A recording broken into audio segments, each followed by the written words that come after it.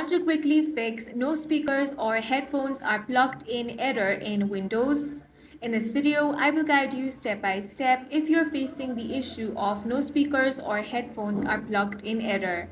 Now, if you have plugged in speakers or headphones but you're still not able to see that in your Windows, then the first thing you want to do is click on the search bar. Now search Device Manager.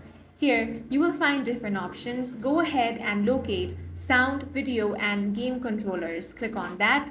Now, you will find two options here. Find the one which is Realtek Audio. Now, right click. You will find three options: Update Driver, Disable Driver, and Uninstall Device. Select Uninstall Device. Now, you will find this box. Here you want to confirm by clicking on the Uninstall option. Once you have uninstalled it, you want to simply restart your device. So go ahead and restart it.